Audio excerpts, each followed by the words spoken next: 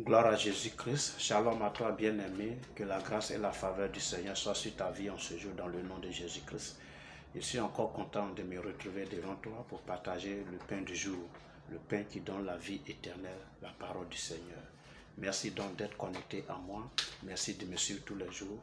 Merci de demeurer toujours dans cette équipe, dans cette église virtuelle.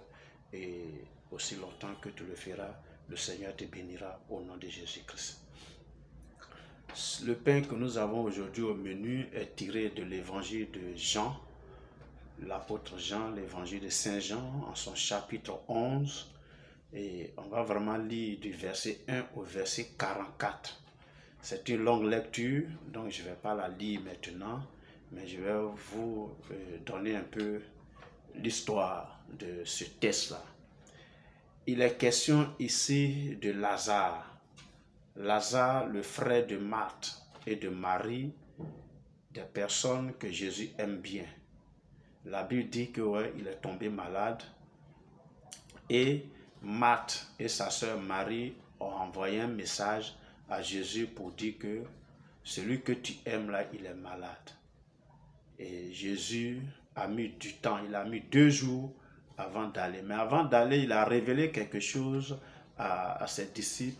Il a dit que Lazare dort et qu'il allait aller le réveiller.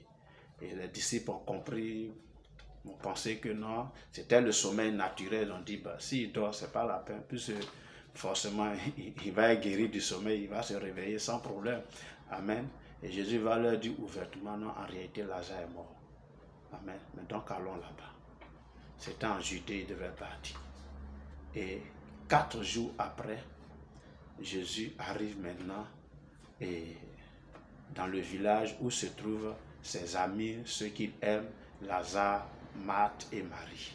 Et quand il arrive, et c'est Marthe qui apprend la première que Jésus est déjà là, donc elle allait à sa rencontre et elle lui a dit que si tu étais là, je sais que mon frère n'allait pas mourir, mais je sais que tout ce que tu vas demander à Dieu tout à l'heure, là, Dieu va te l'accorder. Jésus va lui dire, ton frère va ressusciter. Mais elle n'a pas cru, elle a pensé que Jésus parlait de la résurrection qui va avoir lieu, la résurrection de tous les hommes, la résurrection d'abord des saints et après la résurrection de tout le monde. Donc elle a fait allusion à ça et Jésus lui a dit que non, je suis la résurrection et la vie. Même si quelqu'un meurt parce qu'il croit à moi, il vivra.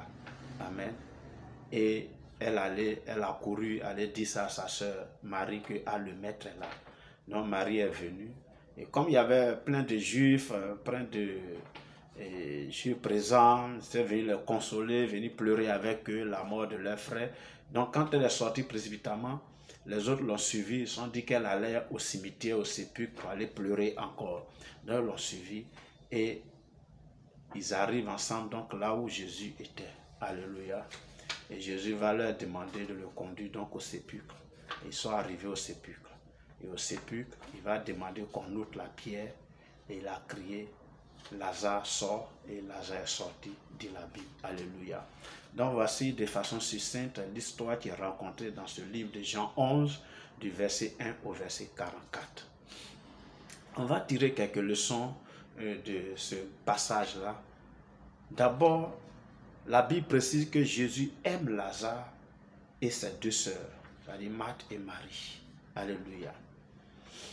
Donc, Jésus les aime. Mais je veux dire à quelqu'un que Jésus t'aime.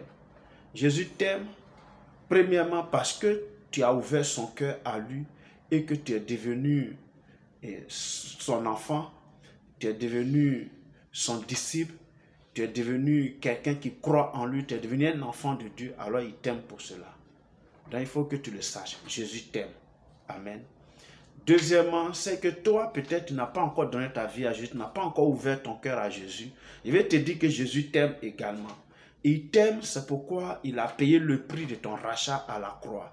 C'est pour toi qu'il est venu dans ce monde et il a souffert, c'est-à-dire la mort la plus atroce, la mort des criminels. Il est allé là-bas, souffrir cette mort-là pour toi, par amour pour toi.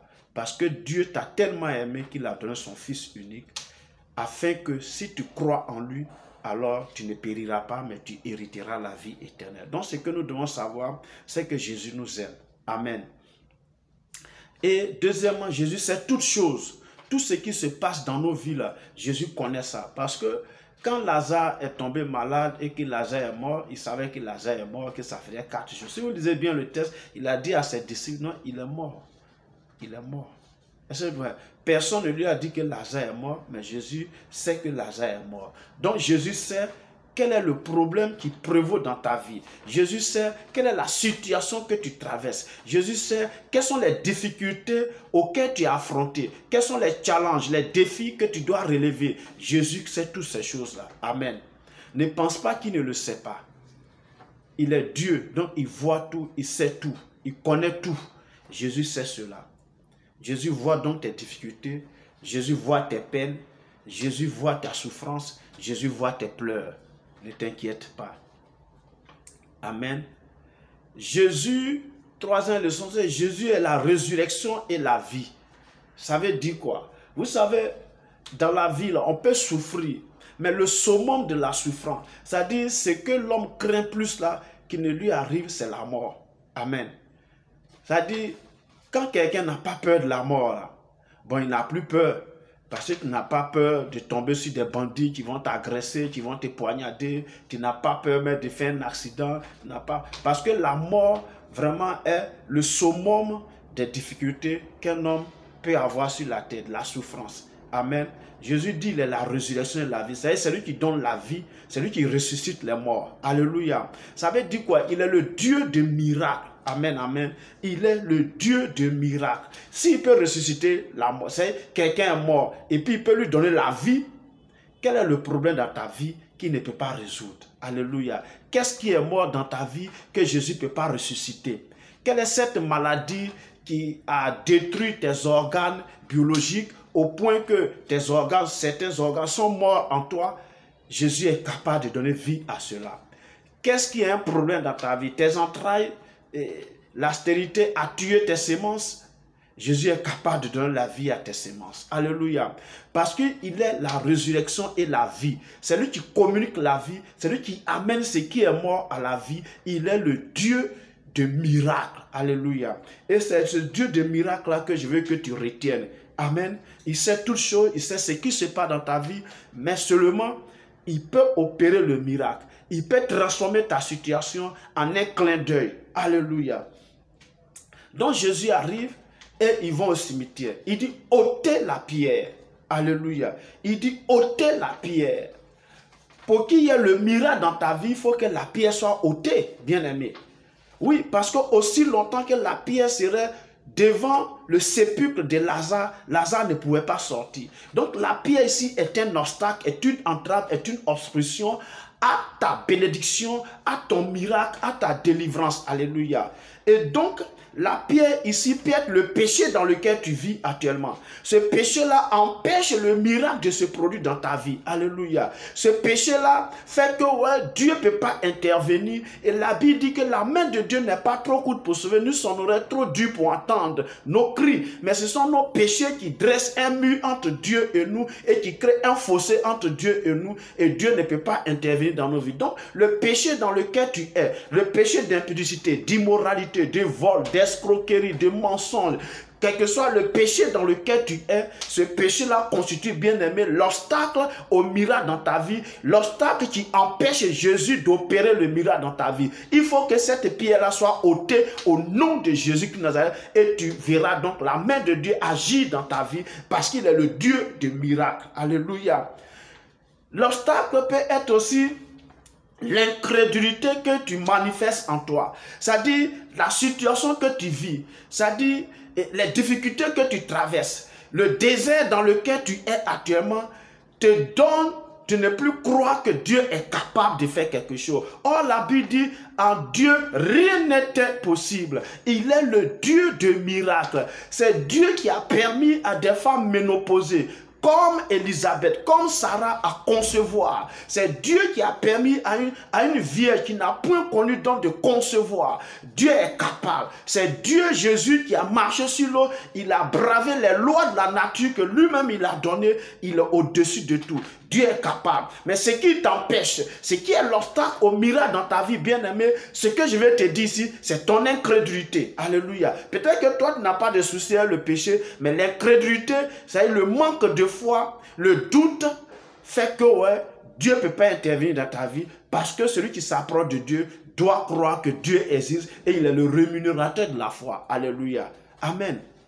La foi, je l'ai dit, c'est la monnaie d'échange dans le monde spirituel. Si tu veux une bénédiction, alors manifeste la foi. Crois que Dieu est capable de le faire et Dieu le fera dans le nom de Jésus. Donc il faut que cette pierre-là soit ôtée. La pierre du péché soit ôtée dans ta vie. La pierre de l'incrédulité soit ôtée dans ta vie. Alors tu verras le miracle s'opérer dans ta vie au nom de Jésus qui nous aime. Et quand la pierre a été ôtée, Jésus a dit, Lazare sort. Et Lazare est sorti. Le miracle a été opéré. Alléluia. Je dis maintenant à quelqu'un, parce que tu as ôté la barrière du péché entre toi et Dieu, parce que tu as ôté la barrière de l'incrédulité entre toi et Dieu, le miracle se produit maintenant dans ta vie au nom de Jésus. Je déclare maintenant dans le nom puissant de Jésus, en me plaçant sous la barrière du sang de Jésus-Christ, parce que tu t'es repenti de ton péché, parce que tu t'es ressaisi et que tu es venu au Seigneur par une foi ferme et inébranlable, le miracle que tu cherches depuis se produit dans ta vie au nom de Jésus-Christ de Nazareth. Alléluia. Alléluia. Et à la fin, Jésus va dire quoi? Hein? Il va dire, déliez-le et laissez-le partir. C'est l'expression de la liberté. Alléluia. La Bible dit que c'est la bénédiction de Dieu qui enrichit et elle n'est suivie d'aucun chagrin. Amen. La bénédiction de Dieu qui enrichit et elle n'est suivie d'aucun chagrin. Je vais dire à quelqu'un ce matin, parce que tu crois en Dieu, parce que tu ne vis pas dans le péché, la bénédiction de Dieu là va t'atteindre et tu seras libre. Alléluia. Tu seras libre de tout un mouvement. Les esprits impies ne pourront rien contre toi. La Bible dit, si l'Éternel est avec nous, qui peut être contre moi? Oh, bien-aimé, je suis en train de te dire ce matin que la puissance de Dieu t'atteint maintenant et tu es libre de tous les blocages dans ta vie. Tu es libre de toutes les difficultés dans ta vie. Tu es libre de tes mouvements. Tu peux aller, tu peux venir parce que Jésus te donne la liberté. Il dit, si donc le Fils vous a franchi, alors vous serez réellement libre. Jésus t'a franchi maintenant. Jésus t'a franchi maintenant. Jésus t'a franchi maintenant au nom puissant de Jésus-Christ de Nazareth. Oui, déliez-le et laissez-le partir. Alléluia. Les liens qui t'empêchaient d'être en mouvement sont brisés en ce jour au nom de Jésus-Christ. Les liens qui s'opposaient véritablement à ton élévation, à ta prospérité, à ton progrès, à ta percée sociale et financière est brisé au nom de Jésus-Christ. Les liens qui t'empêchaient véritablement à vivre heureux dans ton foyer, avec ton épouse, avec ton mari, avec tes enfants, avec tes parents, ces liens-là sont rompus et brisés au nom de Jésus-Christ de Nazareth. Maintenant même et à jamais dans le nom de Jésus-Christ. Alléluia. Maintenant, la dernière parole que j'ai par rapport à ce test-là, que je voulais que tu retiennes, c'est qu'au-delà de ces points que j'ai, Dieu, Jésus aime Lazare et ses sœurs, Jésus sait toutes choses, Jésus est le Dieu de miracles, il faut ôter la pierre de blocage, d'obstacle à ton miracle, et quand cette pierre est ôtée, le miracle est opéré et tu as la liberté de tout. Au-delà de tout ça, c'est que tu dois savoir maintenant. Le Dieu des miracles n'est jamais en retard dans ta vie. Alléluia. Regardez ce que Marthe lui dit. Quand Jésus dit ôter la pierre, elle dit, il sent déjà. Ça fait 4 jours qu'il est là-bas. Il était malade. On t'a appelé, tu n'es pas venu. Tu as mis 2 jours avant de venir. Il est mort, tu as mis 4 jours avant de venir. On l'a déjà enseveli. Il sent. Et toi, c'est maintenant que tu dis, on n'a qu'à ôter la pierre. Alléluia. Et il a dit à moi, ne t'ai-je pas dit que si tu crois, tu verras la gloire de Dieu? Ne t'ai-je pas dit que si tu crois, tu verras la gloire de Dieu? Jésus n'est jamais en retard. Tu peux vivre une situation difficile, une situation délicate. Tu peux véritablement traverser le désert actuellement. Tu peux appeler Dieu et ça peut paraître un peu comme si Dieu ne t'entend pas. C'est comme si tu criais dans le désert, personne ne t'entend. C'est comme si tu criais, tu sautais dans le désert. Personne ne t'attend. Ça donne l'impression que Dieu ne t'attend pas. Quand ils ont dit à Jésus que celui que tu aimes est malade, il n'est pas venu aussitôt. Alléluia. Il n'est pas venu aussitôt et il a dit quelque chose. Il dit cette maladie-là n'est pas pour la gloire de la mort, mais pour la gloire de Dieu. Alléluia. Alléluia. Je vais dire à quelqu'un, la situation que tu traverses actuellement, les difficultés que tu traverses actuellement sont pour la gloire de Dieu. Parce que Dieu veut se manifester dans ta vie. Parce que Dieu veut se glorifier dans ta vie. Il permet ces situations dans ta vie. Alléluia. Je vais dire à quelqu'un, il ne viendra pas en retard. Dieu n'a pas été en retard dans le foyer d'Abraham. Dieu n'a pas été en retard dans le foyer de Zacharie. Dieu n'a pas été en retard dans la vie de Anne. Dieu n'a jamais été en retard. C'est nous les hommes qui sommes pressés. Avec Dieu, nous ferons tous des exploits et il vient à l'heure pile. Tu peux penser que, Dieu est en retard. Oui, pour toi, il peut venir tard. Mais en réalité, il n'est pas en retard. Alléluia. Il faut que tu retiens cela. Dieu peut venir tard selon toi, mais il n'est pas en retard. Il vient à l'heure pile, il vient au moment opportun, il vient au moment pile où le miracle doit se produire pour que lui, son nom soit glorifié et que toi, tu sois heureux. Alléluia. Donc Dieu n'est pas en retard. Ne crains rien. En cette année 2022, ce que je voulais te dire, crois que le Dieu à qui tu es attaché là, c'est un Dieu de miracles. Et il est capable de faire le miracle dans ta vie. Il est capable de te retirer de la boue dans laquelle tu te trouves. Il est capable de te sortir du fumier dans lequel tu es et te mettre à la table des grands. Parce qu'avec Dieu, nous ferons des exploits, dit la Bible. Il est le Dieu de miracles. S'il a ressuscité quelqu'un qui est mort et qui est déjà décomposé, ton problème est un petit problème devant lui. Si tu crois à cela, alors tu le verras s'accomplir dans ta vie au nom de Jésus-Christ. Je vais prier pour toi. Seigneur, je te rends grâce et je te bénis. Merci pour mon frère, pour ma soeur. Éternel, tu sais toutes choses. Tu sais quelle est la situation que mon frère traverse actuellement. Tu sais quelle est la situation que ma soeur traverse actuellement. Tu sais quel est le problème qui préoccupe actuellement le bien-aimé qui est en train de suivre cette vidéo. J'ai prié, éternel roi de gloire, que la puissance de Dieu, la puissance du miracle, l'atteigne, le localise et brise totalement cette opposition dans sa vie au nom de Christ. Ce problème-là soit balayé au devant de lui dans le nom puissant. La difficulté soit ôtée dans sa vie au nom de Christ et qu'il retrouve sa liberté totale, qu'il rentre dans sa destinée prophétique, qu'il rentre dans ses bénédictions, Seigneur, et les percées sociales, les percées financières soient à son partage au nom de Jésus. Bénis les couples, bénis les foyers, bénis les activités de tes enfants, bénis ceux qui sont à la recherche d'un emploi. Bénis ceux qui sont encore sur les bancs. Bénis chacun, bénis chacune, Seigneur. Opère le miracle dans la vie. Je sais que tu n'es jamais en retard. On peut considérer que c'est tard, mais il n'est jamais trop tard avec toi parce que tu viens toujours à l'heure pire. Attends-les maintenant. Que ce soit l'heure de leur délivrance, que ce soit l'heure de leur miracle, que ce soit l'heure de leur miracle au nom de Jésus-Christ Nazareth. Béni sois-tu, Seigneur, pour ce que tu fais à mon frère, pour ce que tu fais à ma soeur, pour tous ceux qui sont abonnés à cette chaîne. Que la faveur de Dieu soit sur leur vie, que la grâce de Dieu soit sur leur vie. Accompagne-les tout au long de cette année et donne-leur des marchés, des victoires en victoire au nom puissant de Jésus Nazareth. Merci, Seigneur, que la gloire te revienne et la louange soit à toi seul. Dans le nom de Jésus-Christ que j'ai prié, nous disons Amen, Amen, Amen. Merci bien-aimé de m'avoir écouté, de m'avoir suivi. C'était le pain du jour, ce pain qui nous donne la vie. Et je crois que tu as pris une bonne part de ce pain et que ça t'a communiqué la vie en ce jour. Que la grâce de Dieu soit sur toi. Merci de m'avoir suivi. Partage, like, aime, commente, fais et amène d'autres personnes à s'abonner à cette chaîne. Et nous allons créer cette église virtuelle-là où nous serons beaucoup. Par la grâce de Dieu, nous sommes 26 personnes maintenant. Et Dieu est fidèle. Au fur et à mesure, il ajoute. La Bible dit que et Dieu ajoutait chaque jour à l'église ceux qui étaient sauvés. Amen, amen. Donc Dieu va ajouter chaque jour à cette chaîne ceux qui se sentiront concernés par le pain qui est partagé ici au nom de Jésus-Christ. Merci et voilà, que Dieu bénisse ta journée, ta semaine et que sa faveur soit sur toi au nom de Jésus-Christ. Amen.